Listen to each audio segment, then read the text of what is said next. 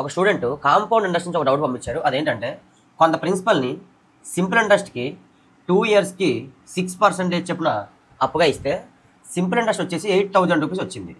అయితే అదే ప్రిన్సిపల్ మీద అదే టైంలో వచ్చే కాంపౌండ్ ఇంట్రెస్ట్ ఎంత అని అడిగారు. అయితే 2 ఇయర్స్కి కాంపౌండ్ ఇంట్రెస్ట్ కావాలంటే 2 ఇయర్స్కి డిజిట్ 21 అని చెప్పొచ్చు. అయితే మనకు కానీ ప్రిన్సిపల్ కానీ ఇచ్చి ఉంటే ప్రిన్సిపల్లో ఉన్న 6% ఎక్కడేసి ఇందులో ఉన్న 6% ఎక్కడేసి మనం ఫైండ్ అవుట్ చేసేవాళ్ళు. కానీ మన ప్రిన్సిపల్ ఇవ్వలేదు. కానీ ఇది ఏంటంటే 2 ఇయర్స్ సింపుల్ ఇంట్రెస్ట్. మనకి ఈ బ్రాకెట్లో ఏమొస్తుందంటే 1 ఇయర్ సింపుల్ ఇంట్రెస్ట్ వస్తుంది. మరి 2 ఇయర్స్కి 8,000 రూపీస్ వస్తే 1 ఇయర్కి 4,000 రూపీసే కదా, అది బ్రాకెట్లో వస్తుంది. ఇప్పుడు ఈ బ్రాకెట్ కూడా ఫిల్ అయిపోతే మన ఆన్సర్ వచ్చినట్టే. ఈ బ్రాకెట్లో ఏమొస్తుందంటే ఈ బ్రాకెట్లో ఉన్న ఒక 6% ఇక్కడ వేయాలి. సో 4,000లో ఉన్న 1% 40, 6% ఎంత అంటే 6 × 40 240. ఇప్పుడు కాంపౌండ్ ఇంట్రెస్ట్ కావాలంటే ఈ టోటల్ యాడ్ చేయాలి. 2 × 4,000 8,000, అదొక 240. సో టోటల్ ఎంత అంటే 8,240 రూపీస్ కాంపౌండ్ ఇంట్రెస్ట్ అని చెప్పొచ్చు.